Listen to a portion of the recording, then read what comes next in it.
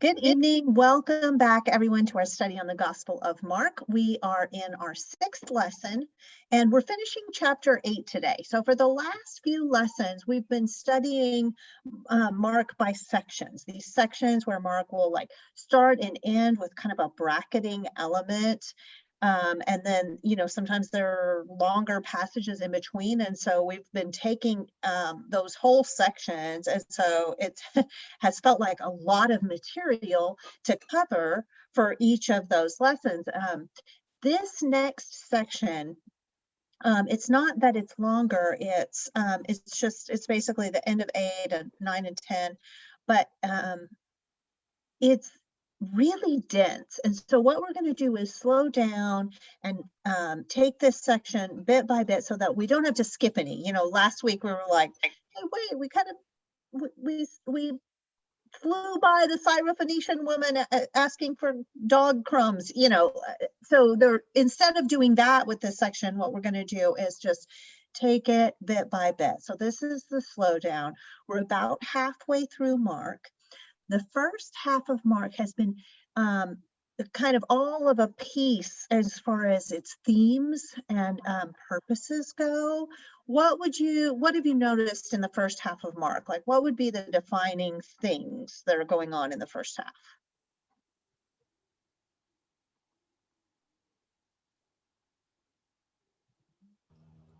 A lot of crowds and a lot of healing. Yeah, lots of crowds following Jesus, constantly chasing, sometimes literally chasing him down, right? Sometimes they're running around the lake to catch him, right? Lots of crowds. He's doing a lot of healing. Yeah. What else? A lot of keeping secrets when he's healing and doing miracles. Yeah, that messianic secret, we've called it, where he will heal someone and say, don't tell anyone, or he will silence the demons who know who he is and say, be silent, come out of them. We actually are going to get to a little bit, we're going to start unpacking that messianic secret tonight. Tonight's where, we've gone far enough that then now we start having enough information built up to understand what's going on with that. So that's coming tonight. Yeah, great one. What else? Jesus walked on the water. Yeah. So we had these miracles, right? And there was walking on water was one of them. What was the other big sea-based miracle? Calming the storm. Yeah, so we had that calming the storm. So we have these miracles that show that Jesus is the Lord of the natural order. We see that Jesus is the Lord. He's healing people, right? He's the Lord of the person. He's driving out those demons. He's the Lord of the spiritual order. All of that is pointing towards Jesus' identity, right? Everything has been very focused on establishing Jesus' identity, and his miracles authenticate that, right? So that's been a major sort of theme, that identity, the authority, and authenticating that authority by miracle has kind of taken us through the first half of Mark. Okay. So now we're going to get to kind of a turning point, right? He's going to start his journey towards Jerusalem. When we get to that point in Luke, we see Jesus, it actually says Jesus turned his face towards Jerusalem, and you really see that shift in tone. Here, I think it's maybe a little more subtle, and yet it does change. We're going to see it change. And as we go through these 3 weeks in this section, you'll see how they connect together, and they are a little different than what's been before. So last week, when we looked at our section, Bethsaida to Bethsaida, that was kind of funny because Jesus started in Bethsaida and then he traveled all around. And then at the end, the first verse we read tonight, he's back in Bethsaida. So he's been doing circuits, right? He hasn't been going to a place. He's been traveling and preaching. How did that section begin and end? What was the bracket?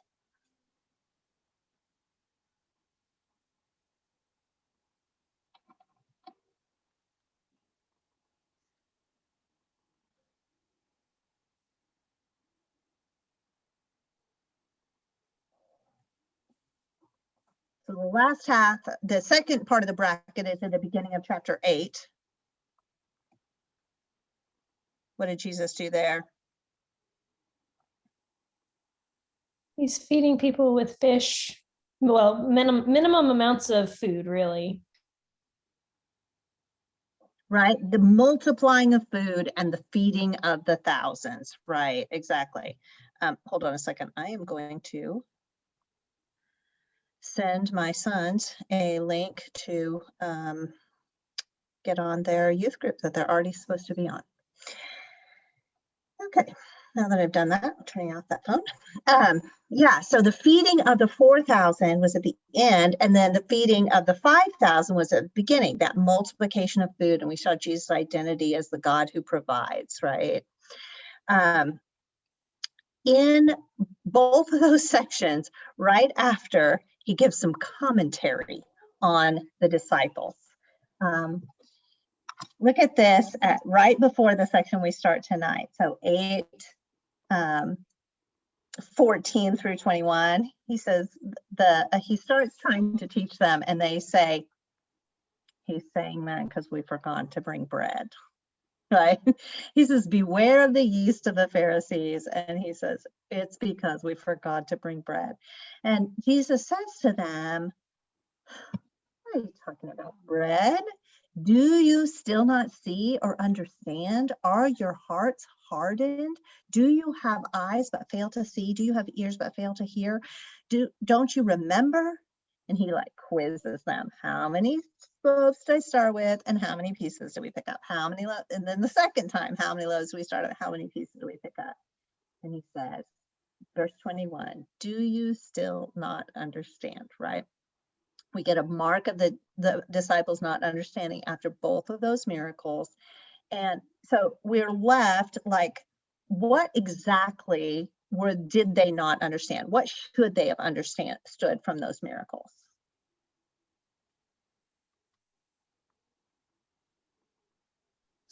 That God will provide.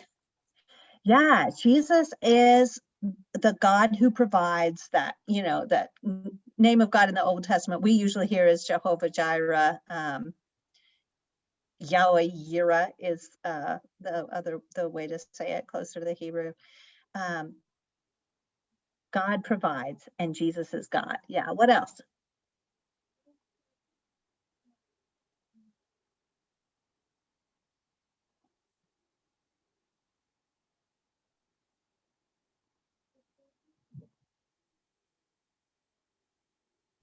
That there's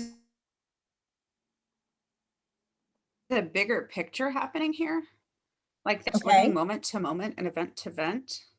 And I think a lot of his frustration is like, guys, there's something happening here and you're a part of it. And they're like, bread, man, we forgot the bread. And they're like, trying to do something here, guys. What a great point. That really goes back to, you know, he talks about the miracle of the seed, you know, the smallest seed that becomes a tree so large. You know, this is what the kingdom of God is like, right? There's a purpose, there's a progression here, and he's trying to bring them along into it. That is a great lead into our passage tonight, because we really see that happening, where he says, like, look, we're doing a thing here. Yeah, somebody else was going to say something, I think. Try one more time. I couldn't quite hear.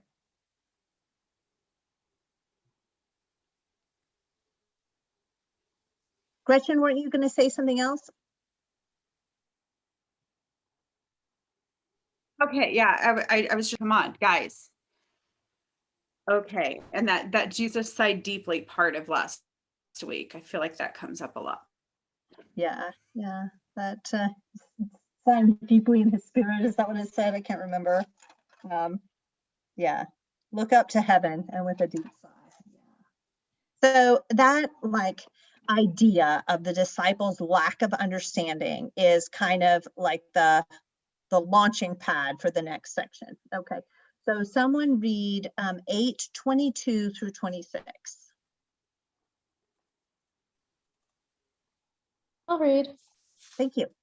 And they came to Bethsaida, and some people brought to him a blind man and begged him to touch him. And he took the blind man by the hand and led him out of the village. And when he had spit on his eyes and laid his hands on him, he asked him, "Do you see anything?" And he looked up and said, "I see men, but they look like trees walking." When Jesus laid his hands on his eyes again, he opened his eyes. His sight was restored, and he saw everything clearly. And he sent him to his home, saying, "Do not even enter the village." Thank you. Okay. So they bring a blind man to Jesus. And what does Jesus do? He's spitting on him. He's spitting on him, right? He puts spit on his eyes. And I think that your translation really like just slipped it in there. And when he had spit on his eyes, when was the last time Jesus used spit? I feel like I'm getting kind of spitty just thinking about it.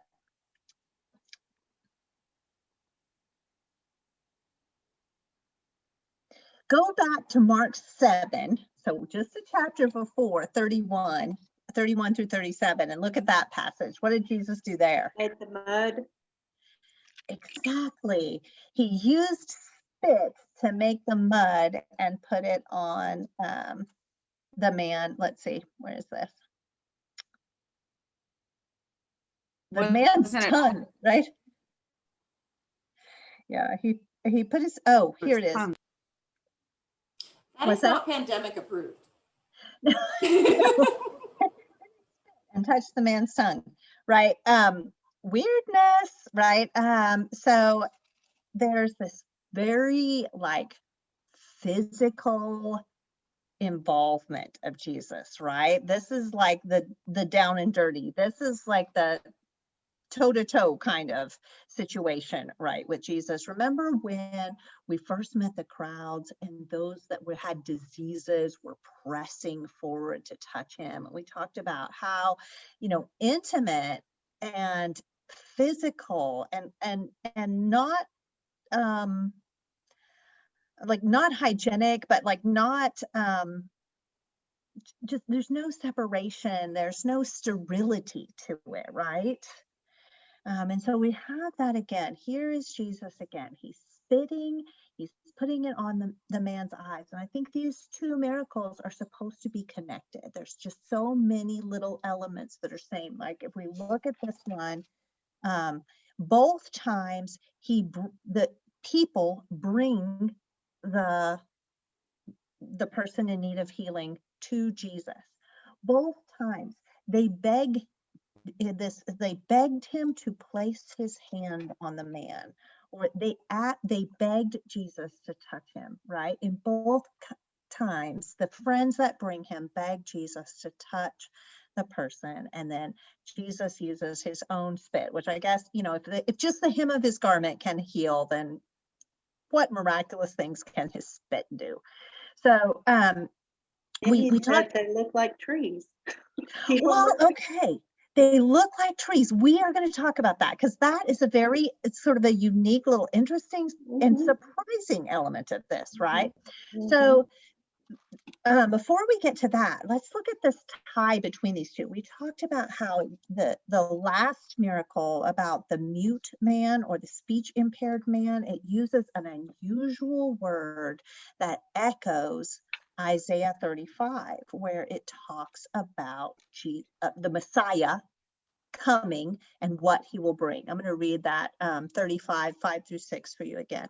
Strengthen the feeble hands, steady the knees that give way. Say to those with fearful hearts, be strong, do not fear. Your God will come. He will come with vengeance, with divine retribution. He will come to save you. Then will the eyes of the blind be opened and the ears of the deaf unstopped. And then will the lame leap like a deer and the mute tongue shout for joy. So if we're connecting these passages, then we see a Jesus who is the answer to the messianic promise. He's the Son of God at the same time as he's very physical, very unsterile, very involved on a very human plane. So we have both the divine and the human combining in who Jesus is here. And then we have the surprising thing about this miracle, What happens when he asks the man, okay, how's that? Becky, go ahead. It's just like, no, it's like at the eye doctor. Which is this, better? Much And he worse, much worse. readjusts it. Yeah, and it's like, did he not do it right? What happened here? Why? So we wondered, could the man see before? How is it that he knows what trees walking around would look like? Right? So what's happening? What are we getting when we get this like partial healing? This man goes from no vision to partial vision.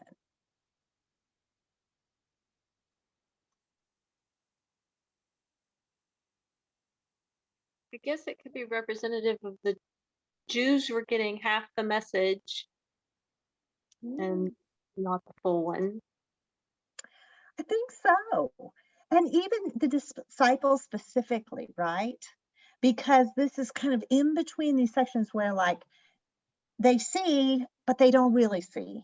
They understand, but they don't really understand. And we're going right into a section where we start talking about what Jesus' identity is, and they kind of get it, but they kind of don't, right? What were you going to say, Gretchen? Kind of the same thing. We're really good at seeing, but not seeing. Yeah. What happens next with the man, though?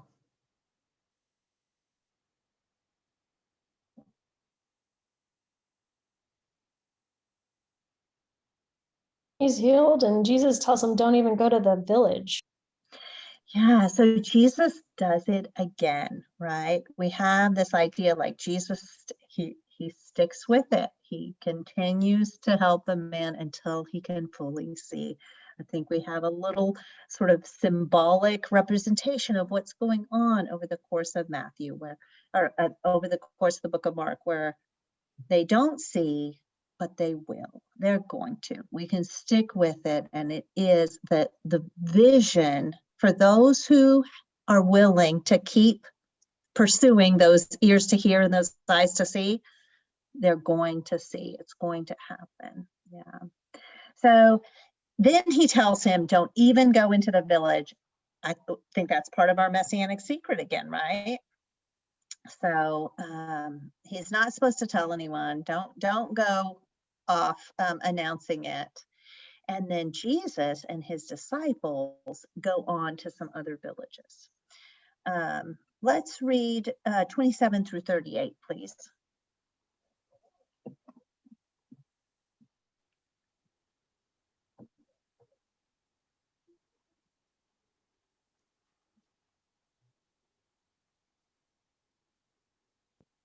I'll I read can it. Oh, go ahead. And Jesus went on with his disciples to the villages of Caesarea Philippi. And on the way, he asked his disciples, who do people say that I am? And they told him, John the Baptist, and others say Elijah, and others one of the prophets. And he asked them, but who do you say that I am? Peter answered him, you are the Christ. And he strictly charged them to tell no one about him. And he began to teach them that the Son of Man must suffer many things and be rejected by the elders and the chief priests and the scribes and be killed, and after 3 days rise again. And he said this plainly. And Peter took him aside and began to rebuke him. But turning and seeing his disciples, he rebuked Peter and said, get behind me, Satan, for you are not setting your mind on the things of God, but on the things of man. And calling the crowd to him with his disciples, he said to them, if anyone would come after me, let him deny himself and take up his cross and follow me. For whoever would save his life will lose it, but whoever loses his life for my sake and the gospel's will save it. For what does it profit a man to gain the whole world and forfeit his soul? For what can a man give in return for his soul? For whoever is ashamed of me and of my words in this adulterous and sinful generation, of him will the Son of Man also be ashamed when he comes in the glory of his Father with the holy angels. Thank you. Okay. So they go to the villages around Caesarea Philippi. Okay, this is an important Greco-Roman city. It's north of the Sea of Galilee. It's actually quite a distance from where they have been talking about previously. And it is a major center of worship of historically Baal, and then more recently the Greek god Pan, and then currently Caesar. And so there are temples and palaces there that would be in the backdrop anywhere, you know, when you're in the region, those would dominate the architecture. And they kind of visibly illustrate the world's worship and the world's power structure. And as Jesus is standing in front of kind of this, you know, worldly worship version, you know, what is he asking his disciples?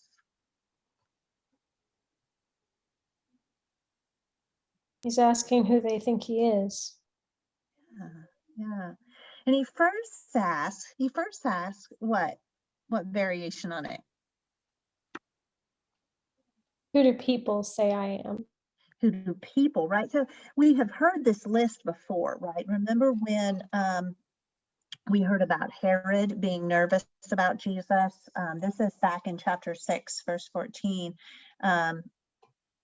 Herod is hearing about Jesus and he's getting nervous because some people are saying he's John the Baptist, still others he's Elijah, and others he's one of the prophets of old. So we've heard this list before, right? We really get the sense that with all these crowds, you know, like why are these crowds following him? Everybody's finding out who is this guy, and these rumors are churning and they're circulating. We're hearing these ideas of what could this mean? Something is going on. What thing is going on and what does it mean for us, right? And so Jesus kind of like, maybe a elephant in the room is one way to think of it, but like he's like, all right, let's talk about this thing. Who do people say that I am? And then he changes that question to, who do you say that I am? So who answers? Peter says, you're the Messiah. Right. Peter, we have, if we've read the Gospels, we have a sense of Peter as what? Like how would you describe Peter? Peter's like the spokesperson. He can be the spokesperson quite often. Yeah. What else? He gets kind of a reputation of being impulsive or sometimes superficial, but he's also just eager. Like he's willing to put himself out there. He's willing to be wrong. Yeah, he's definitely, we're not surprised that he's the first to answer. And, you know, some of us can relate, right? Yeah, and he's sometimes the guy that hopped out. He's what? He's the guy that hopped out of the boat. Right. Yeah. So, you know, that kind of view of Peter from all the Gospels, we see like, okay, we're not surprised that he answers. And what does he answer?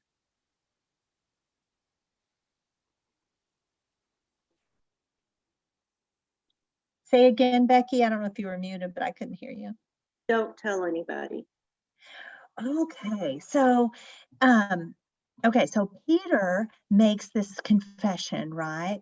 You are the Christ, right? This is a pivotal moment in the gospel, and we wonder if it was a pivotal moment for the disciples themselves, because we hear him saying, you are the Messiah, the anointed king, the one that has been promised, the fulfillment of what the scriptures have been promising. And Jesus then responds with, don't tell anyone. So here we have that messianic secret again. We've seen it a bunch of times, and here, you know, it's the least obvious thing that he would say, right? You know, when he is not following your marketing principles. You know, when you have some buzz, you need to follow on and get the word out, right? And that's exactly the opposite of what Jesus is doing. Instead, and you may have your Bible translation, the editors will make these section breaks, right, and give them little titles. Those are not in the original text, those are to help us like find passages and stuff.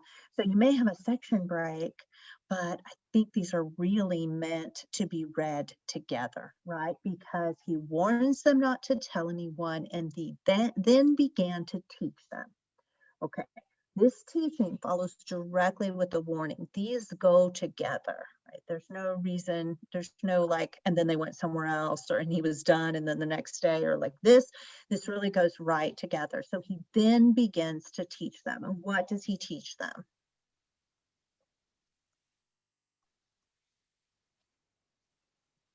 He's preparing them for the crucifixion. Yeah. We're actually, as we go through this section, so we're spending 3 weeks in this section, we get 3 predictions of the passion here. And this is the first of the 3. He's preparing them for the crucifixion. What are the various elements here? First, what does he call himself? Or what does Mark call him? Mark says he began to teach them that. Son of Man. Yeah, the Son of Man, right? We talked about this back when Jesus used this title for himself in chapter 2. He said that you may know that the Son of Man has authority on earth to forgive sins. So he called himself the Son of Man twice in this chapter. What do you remember about that title? It triggered them. It did. They recognized that phrase. Why? Where's it from? What's it mean?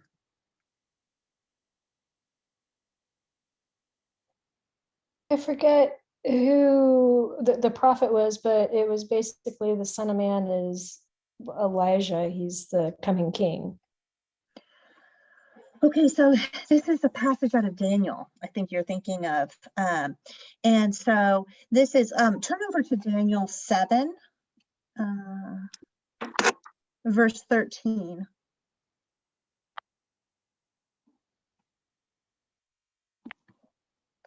I can find Daniel. Why didn't I mark that?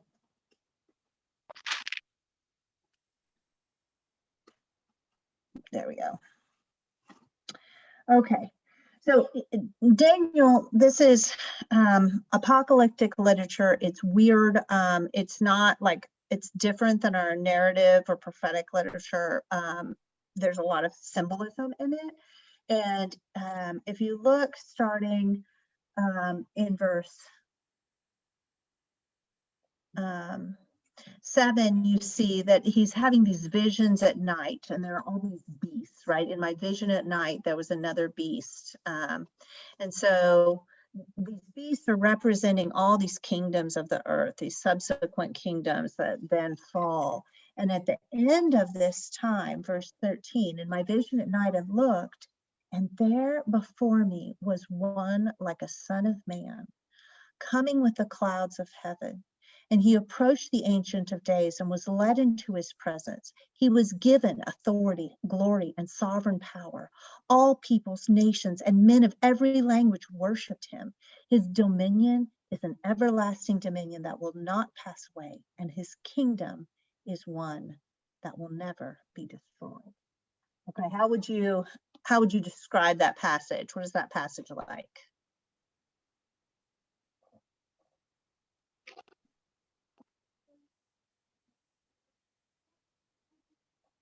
It's coming from the clouds of heaven. Yeah, that it's Not definitely your ordinary Son of Man. right. So it's very different from the Son of Man as like a human person, which we could use that phrase that way, the Son of Man as a human person, but this seems to be saying something completely different about the Son of Man, right? He's coming with the clouds of heaven. What else? It also says that he's coming like a Son of Man, which tells you right there that it's not regular Joe Schmo. Yeah. We did that Ezekiel passage last night where it's like, I myself will be their shepherd, the Son of David will be their shepherd. And you're going, well, which is it? Well, in Jesus, we begin to see it can be both, right? Like same kind of thing, right? Good point. What else? What's the vibe? Very celestial, but not in a stars kind of way. Okay. What kind of way? What would you call it? Powerful. Power. Yeah. Right? There's a sense of magnificence, of power. It says he's given dominion, right? He is ruling. He is given the rule, and his dominion is an everlasting dominion, right? So there is this sense of fulfillment and majesty, glory, power, really sort of filling this verse. And that is the association. Like when we said it triggered them, like, because that's the association we have with someone calling themselves the Son of Man, right? It's that messianic sense of triumph and power, right? So Jesus says, Mark's telling the story. He says that the Son of Man. So that's the first side that gives us certain ideas. But then what does he continue and say? He must do what?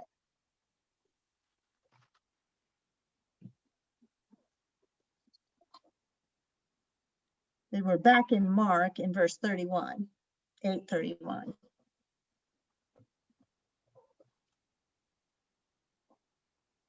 Yeah, he's going to suffer through things and be rejected by pretty much anybody of Jewish status. Okay. Yeah, so, okay. The Son of Man must. This word must is a word that means it's tied or bound together. So to be the Son of Man is somehow bound together with what he's going to tell them next. And as you said, suffering, being rejected, and this rejection is going to come from these three groups, right? The elders, the chief priests, and you may have scribes or teachers of the law, same word. These are the authority figures among the Jewish people, right? These people he's going to be rejected by them. We're going to hear this same list come back around again, that same sequence of three groups of Jewish authority is going to come. So we're going to be on the lookout for that later in the Passion narrative. And it says he must be killed and rise, and after 3 days rise again, right? So how does Mark say that Jesus is speaking, verse 32?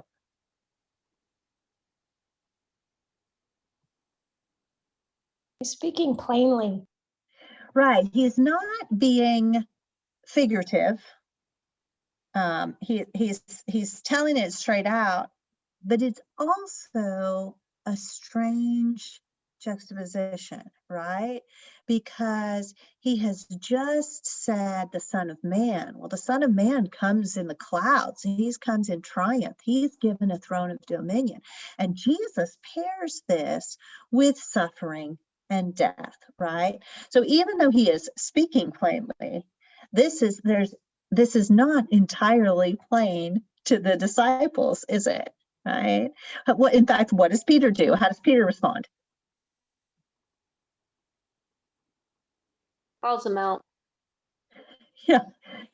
Well, it seems like maybe he doesn't call him out publicly. He says he takes him aside, right? He has the courtesy to reprimand him privately.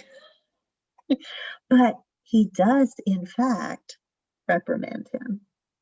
How do you feel about that? What do you know? What do you think?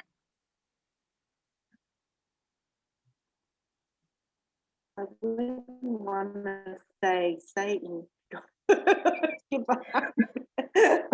He gets called Satan. Yeah. I think Peter is just being a good friend. It's like, oh, my friend's gone a little crazy. Let's let's help him rein that in. Right. We all need our friends to keep us keep the crazy limited, right? What I think maybe he thinks Jesus is discouraged. He's like, no, think positive. Let's fight for it, right? I always think, I know several of you have or work with children. Do you have children that like to correct adults? Do you get the actually from the kids? Yeah, I'm not. Technically. Oh, right. Yes. Oh, so much technically, right? I'll admit it. They correct me all the time. I find myself saying to children a lot, let's think twice before we correct an adult, please.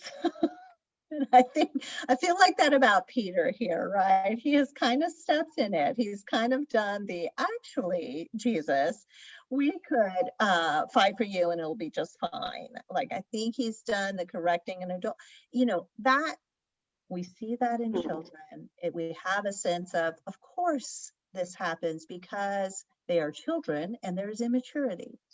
And we see it reflected in Peter's immaturity here, right?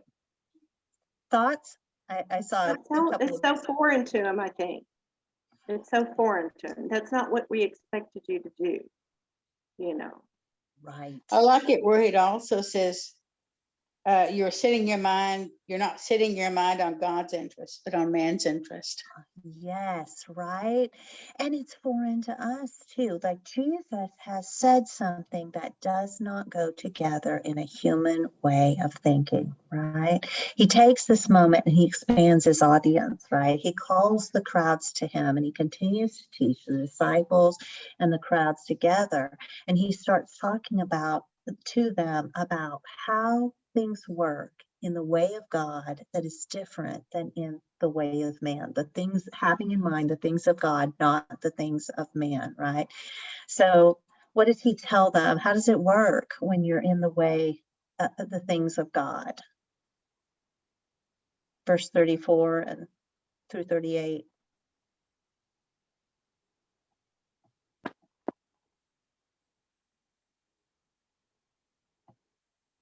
What must someone do to follow Jesus? It says, if anyone would follow me, he must Deny himself. Okay, deny himself. What else? And take up his cross. Right? How would they have heard this before Jesus had ever even been to the cross?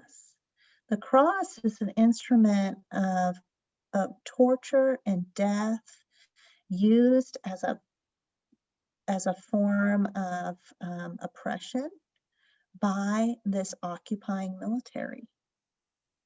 Right? So this is like, we're so used to it, right?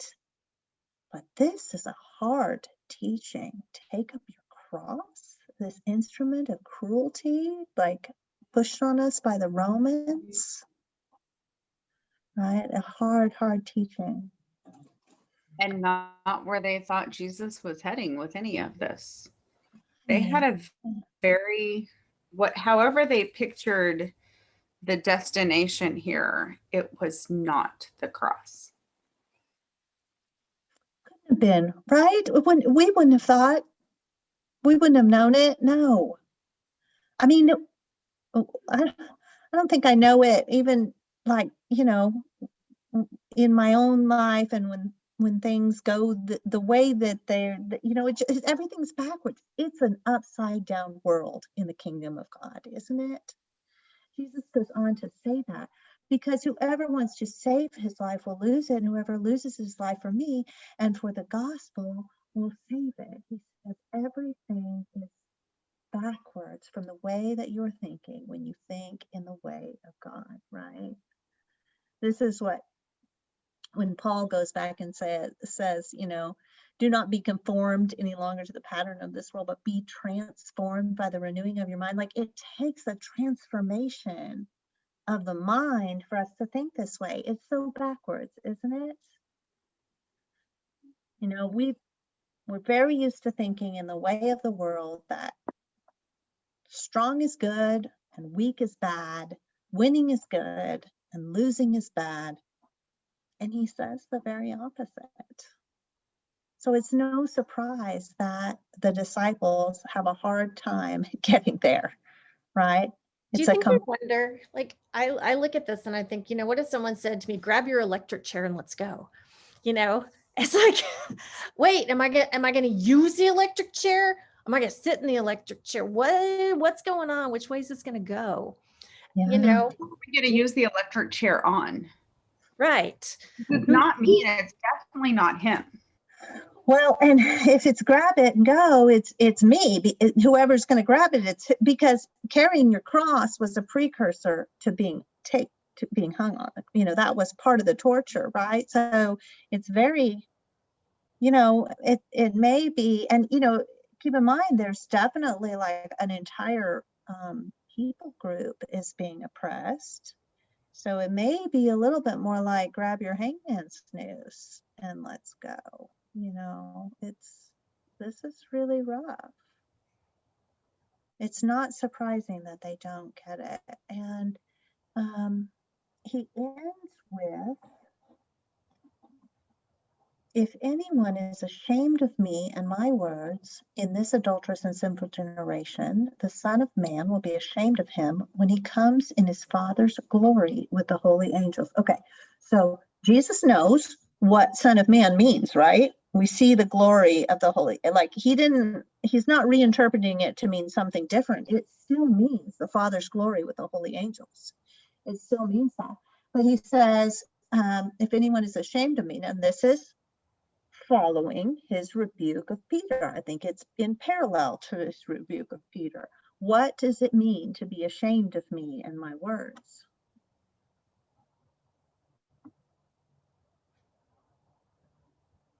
Maybe things like denying me 3 times. Yeah, that's a really easy to see one, right? Yeah. That was I low think it hanging. also- I think it also has a lot to do with faith and trust. Okay. Faith and trust. Trust of what? Trust that what he says is true, and to trust him and to trust God. Yeah. To trust what God says is true is really easy when God says, come and, you know, eat the loaves and the fishes. But what is he saying here? He's saying, give up your life. Yeah. Yeah. So there's this idea that what, you know, being ashamed of me and my words is what Peter was doing, not wanting the suffering and service, the giving up of the life that is part of the way of Jesus, the things of God and not the things of man, right?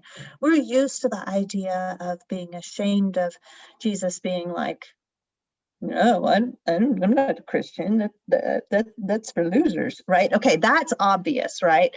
But when we don't do that, but when we do want all of the blessings that we see without this way of self-giving, without this way of taking up the cross, without this upside down nature of the kingdom where weakness or strength is in weakness and weakness is the way that Jesus chooses.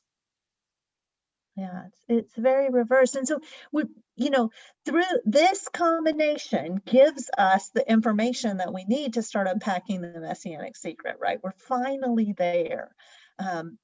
When we first talked about this, y'all suggested, well, I think they just weren't ready yet to know, right? So what exactly was it that they weren't ready to know? What could they not yet understand about the Messiah?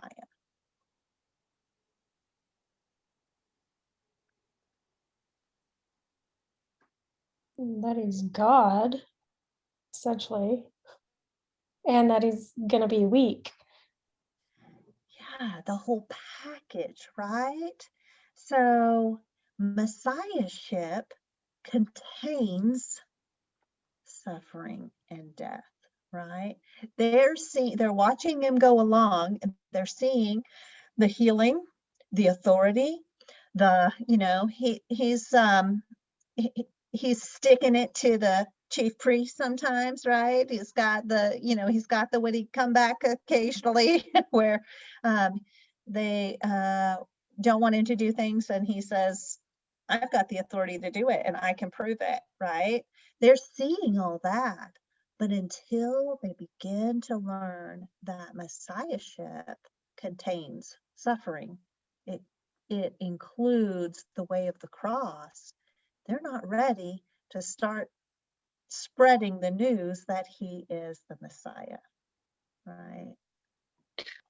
Well, suppose it's that they had to understand they needed a Messiah first. Mm. Say more about that. Well, just that, that he's been preaching a message of repentance and restoration. And so, I mean, so he's trying to turn people from their ways, and he's going to challenge the Jewish authority on how they realign themselves with God. So, it's a lot easier to see it 2,000 years later than it would have been stated. Yeah, and Mark writes this for an audience that is meant to see things that, of course, the disciples couldn't see in the moment, right? Like he uses this, right, where we as readers can see things, and it says, and the disciples still didn't understand, right? But it's written from the testimony of the disciples themselves. They want us to know they didn't understand, and yet, by the time of the church, they do see that path and why that mattered and why messiahship includes suffering, and how, remember that all the way through, as Jesus has had shown his authority, he has then been delegating it to his followers, right? He's been assigning them to do the same kinds of things that he does. And so, and you see it here again. He says the Messiah, Son of Man, will suffer. If anyone wants to follow me, he has to follow me by denying himself and taking up his cross, so it is in the pattern of Jesus. So they had to see not only, their need for repentance, to the point that they're willing to follow in his way, even knowing that his way is so difficult. Yeah. And I wonder if to them, like in their minds, they were following him. They put down their nets. They left their family. They let their dead bury their dead. They already dropped everything to follow him around the countryside and to, sleep in precarious situations and be along for the ride. And so to hear that more is required, that there's a deeper level here, it's not just enough to show up and be a part of the hospitality committee. It's a deeper level, and that had to have been a hard thing to hear, because I would assume they thought they were following him. Yeah, and I think they were, right? They really were following him, like literally they were. But also, we give that, I think we need to give that, and we do, and Jesus did give that a blessing too, right? Maybe they were at the point of people look like trees walking around, but that was okay, right? This is the path that he's on. There's a reason he didn't start with revealing this, right? He went through, 8 chapters, however many circuits of Bethsaida to Bethsaida, however many healings and teachings and driving out of demons before he begins to tell them this next, I think God respects that for us, that it's a path and we don't start at the end. We have to walk the path. There's also the aspect of you're looking at a culture that for thousands of years they have believed that Christ will rule earth as a physical being, and he's going to come and everything's going to be fixed. Mm-hmm. Especially our, whatever Roman overlords now, or whatever overlords were there at the time that they were thinking it. Yeah, especially kick them out. Like that's so you hear this and it's kind of like pulling the rug out from under their feet. Like, wait a minute, you're not going to die. You're supposed to stay here and rule everybody. They don't understand what he's really here to do.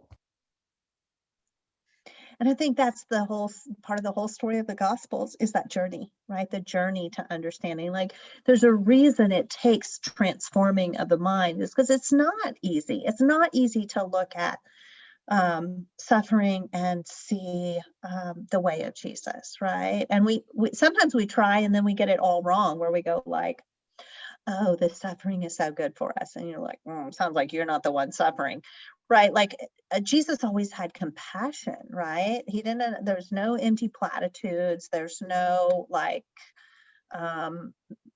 there's no trite or glib response. Like he comes, remember he saw the people and he had compassion on them because they were like sheep without a shepherd. So all of this is through the lens of Jesus's real compassion for the people, for his disciples, for us over the years.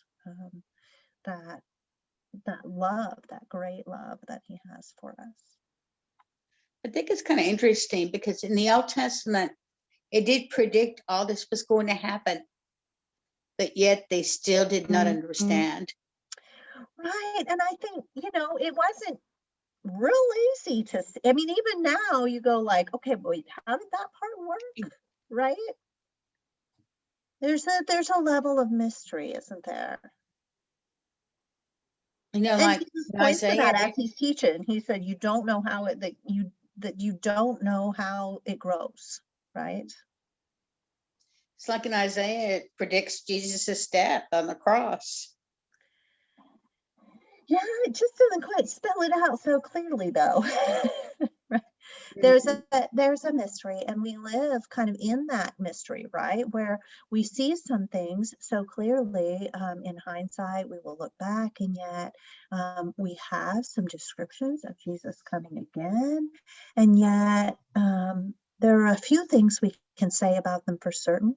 That it will be, that it's good news when Jesus comes, that we will be with him, and yet the details we can't really explain very well. And so we live in that in between, in the upside down kingdom, in trying to follow Jesus in the way of weakness that he chooses, and yet in the strength of victory that he will have. He even says, even here as he's predicting his death, he says, and rise again.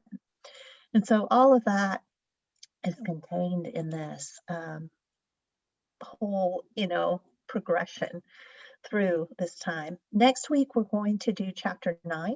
So we're going to continue, still continuing Jesus's journey to Jerusalem. It has the transfiguration in it. Good stuff. So I'll look forward to our lesson next week. Thank you all.